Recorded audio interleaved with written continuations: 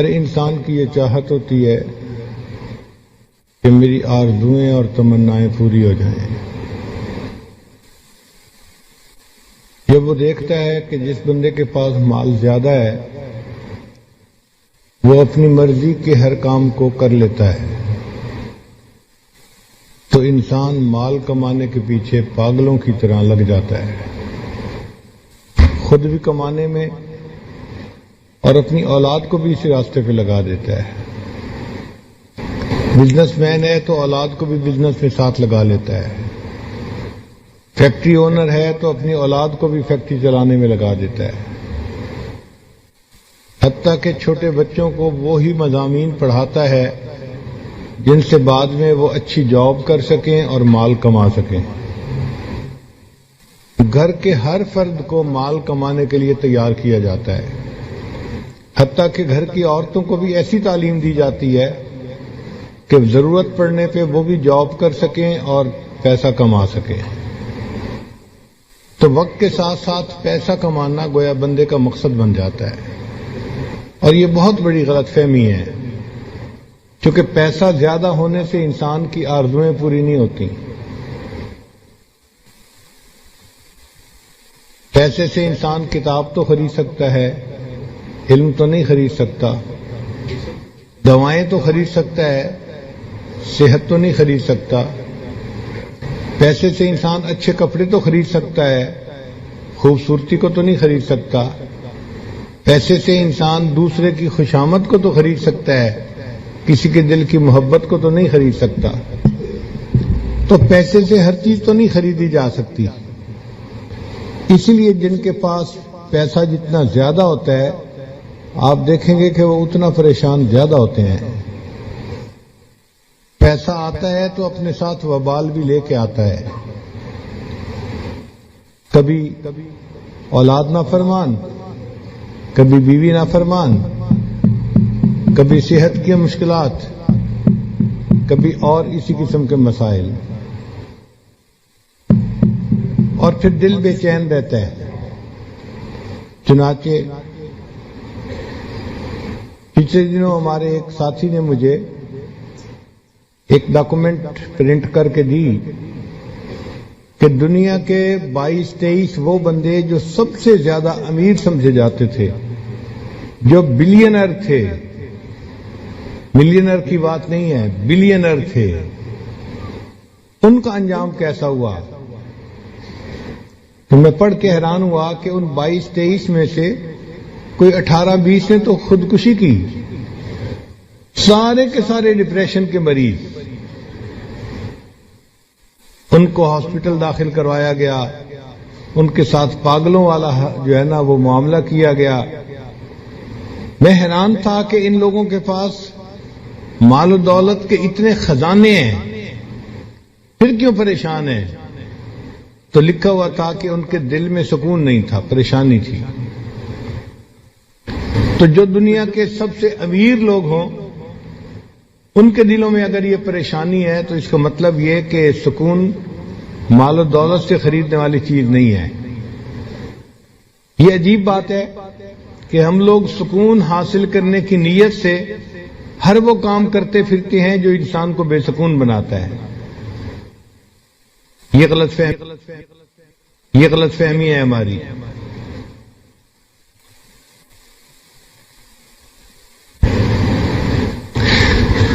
سکون ملتا ہے اللہ تعالیٰ کی یاد سے اور نیکی کی زندگی گزارنے سے۔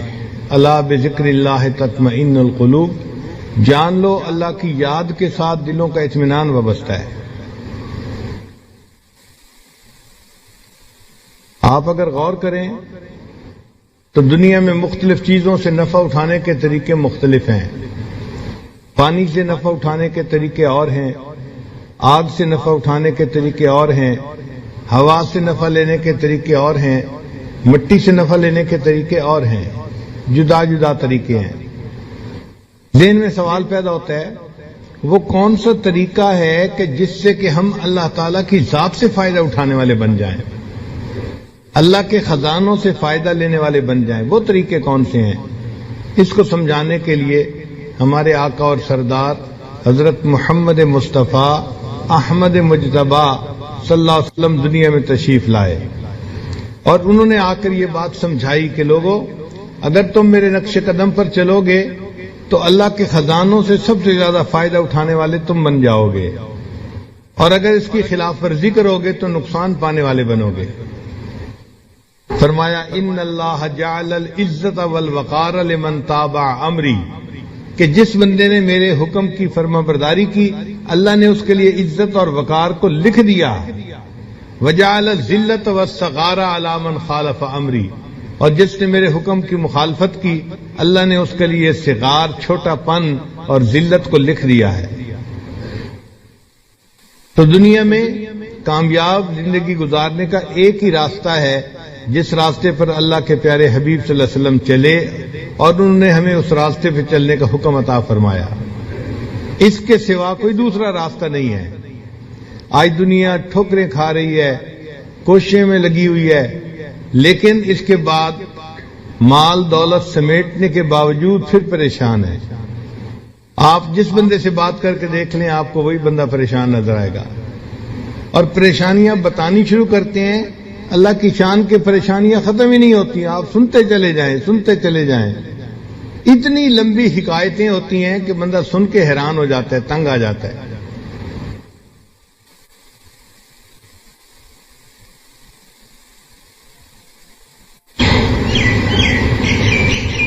کوئی ایسا طریقہ جس سے کہ ہماری دعائیں قبول ہوں، ہماری نیک مرادیں پوری ہوں، اور ہمیں دنیا میں عزت ملے، لوگوں سے محبت ملے، وہ طریقہ نبی علیہ الصلوۃ والسلام کا بتایا ہوا راستہ ہے۔ وہ طریقہ نیکوکاری کی زندگی اختیار کرنے کا راستہ ہے۔ اللہ تعالی ارشاد فرماتے ہیں وَلَوْ أَنَّ أَهْلَ الْقُرَىٰ آمَنُوا وَاتَّقَوْا، اگر یہ بستی دیسوں والے ایمان لاتے، تقوی کو اختیار کرتے، لَفَتَحْنَا عَلَيْهِمْ بَرَكَاتٍ مِّنَ السَّمَاءِ، ہم ان کے لیے آسمان سے برکتوں کے دروازے کھول دیتے۔ تو برکتوں کے دروازے کھل سکتے ہیں مگر ان کو ہمارے گناہوں نے روکا ہوا ہے۔ ہم لوگ ایک کمرے میں تھے، گرمی تھی، ایک بچہ بار بار بٹن بند کر دیتا تھا پنکھے کا، تو گرمی اور زیادہ ہو جاتی تھی۔ ہم حیران تھے کہ یہ کیا معاملہ ہے۔ تو مجھے اس دن خیال آیا کہ بالکل اسی طرح اللہ تعالیٰ نے تو ہمارے لیے عزت اور رزق کے دروازوں کو بنایا ہے، ہم ان گناہوں کے ذریعے سے اس کے آف بٹن کو دبا دیتے ہیں اور وہ دروازے بند ہو جاتے ہیں، اور بجائے رزق میں انسان کو سکون ملنے کے الٹا پریشانی ملتی ہے۔ اس لیے اللہ تعالیٰ فرماتے ہیں کہ جو بندہ میری یاد سے آنکھ چرائے گا فَإِنَّ لَهُ مَعِيشَةً ضَنْكَ، ہم اس کی روزی کو تنگ کر دیں گے۔ اچھا، روزی کو تنگ کرنے کا کیا معنی؟ کہ پریشان ہی ہوگا روزی کی طرف سے۔ آپ دیکھیں یہ جو بڑے بڑے کاروباری لوگ ہوتے ہیں یہ الٹا اور پریشان ہوتے ہیں۔ کیا وہ جی 2 کنٹینر وہاں بھیجے تھے وہ رک گئے، 1 کنٹینر یہاں بھیجنا تھا رک گیا، فلاں کام ایسے نہیں ہوا، فلاں کام ایسے نہیں ہوا، ان کے پیسے پھنسے ہی رہتے ہیں۔ فلاں نے اتنے پیسے دینے تھے وہ دے نہیں رہا، تو پریشان ہی ہوتے ہیں پیسے کے پیچھے۔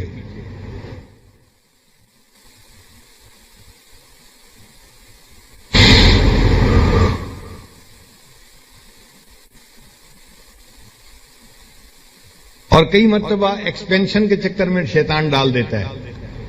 اچھی بلی فیکٹری تھی، چلا رہے تھے، مزے کی زندگی گزار رہے تھے، ذہن میں خیال آیا ہم اس کی کیپیسٹی کو بڑھا لیں۔ اب کیپیسٹی بڑھانے کے لیے کبھی تو بینک سے لون لیا، کبھی لوگوں سے لون لیے، اب وہ لون ایسا ہوتا ہے کہ اس کو واپس پے نہیں کر سکتے تو پریشان۔ تو پریشانی پریشانی، پیسہ ہے لیکن ساتھ پریشانی بھی ہے۔ پھر آپس میں بیٹھ کے باتیں کرتے ہیں جی کہ لیکوڈیٹی نہیں ہے ہمارے پاس، اس لیے پریشانی زیادہ ہو گئی ہے۔ پیسہ ہوتا ہے بینکوں میں ہوتا ہے، پیسہ ہوتا ہے کاغذوں میں ہوتا ہے، ہاتھ میں ان کے نہیں ہوتا، بس ان کی فیکٹریوں کی کیپیسٹیز بڑھتی جاتی ہیں اور وہ پریشان ہی ہوتے ہیں۔ اللہ ان کی معیشت کو تنگ کر دیتے ہیں، اس طرح سے ہر وقت پریشان۔